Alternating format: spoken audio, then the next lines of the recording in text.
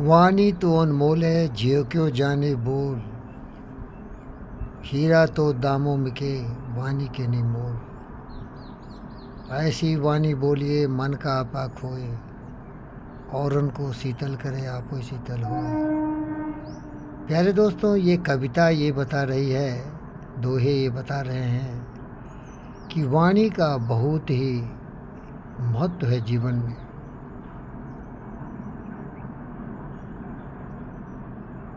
काका क्या क्या देत है, कोयल क्या है लेत।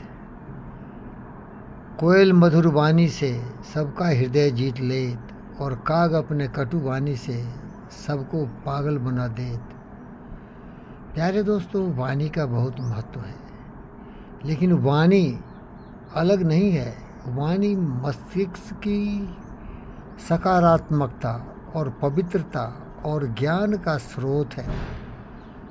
मधुर वाणी सत्य, स्नेह, करुणा, दया, प्रेम का स्रोत की वाणी वह इनसे विचारों से आती है। अगर किसी व्यक्ति ने अपने विचार को पवित्र बनाया हो, अत्यधिक पवित्र बनाया हो, तभी वो व्यक्ति मधुर वाणी बोल सकता है, क्योंकि मधुर वाणी ज्ञान का स्रोत होता है।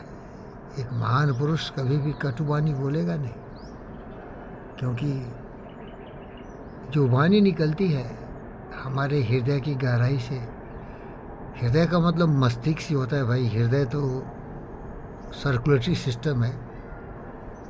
एक हमारे मस्तिष्क का जो सोचने की शक्ति है, उसी को हम हृदय से जोड़ देते हैं। हृदय कुछ नहीं सोचता है भाई, दिमाग सोचता है। तो याद रखिए।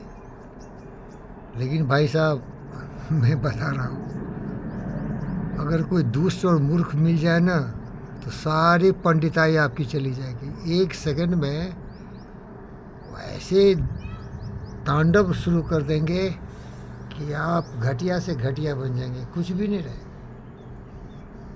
सारे ज्ञान फुस हो जाएंगे, टाइट फिश।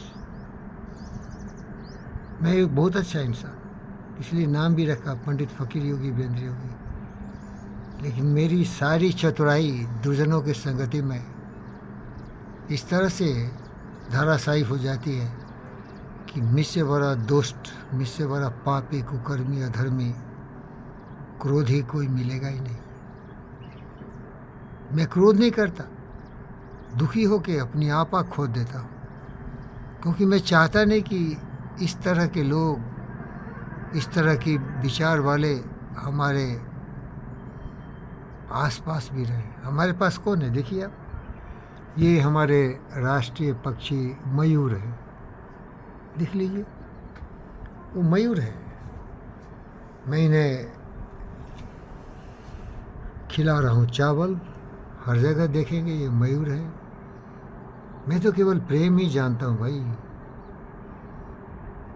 लेकिन ये लोग नफरत करते हैं, जो दुष्ट प्रकृति के लोग। ये दुराचारी है, ये मानवता के नाम पर कलंक है, ये दुटंगा जानवर है। इनमें न ज्ञान है, न बुद्धि है, न विवेक है, न सोच है, न समझ है। ये समझ ही नहीं रहे कि ये क्या बोल रहे हैं, क्या कर रहे हैं।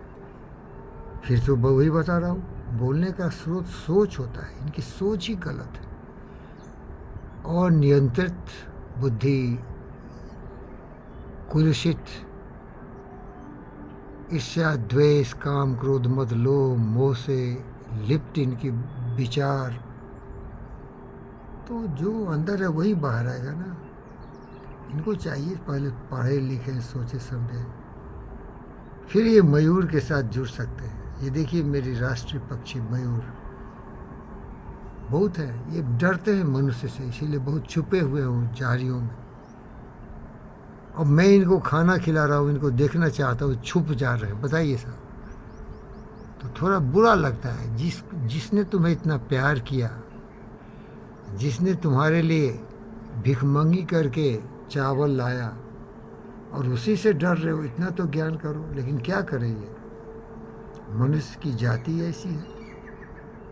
ये लोभी, लालची, कामी, क्रोधी, ईर्ष्या, द्वेष, लुच्चा, लफंगा। तो पक्षी क्या करे? इनको मार देते हैं लोग, मैं देखा हूँ, इनके पर को काट के बेचते हैं। तो इनको मुश्किल है समझना कि कौन अच्छा कौन बुरा। भयभीत है, देखिए वो छुपे हुए हैं, कुछ छुपे हुए दिख रहे हैं आपको, कुछ सामने। तो अच्छा बोलिए साहब, अच्छा सोचिए और वाणी अनमोल बनाइए। धन्यवाद।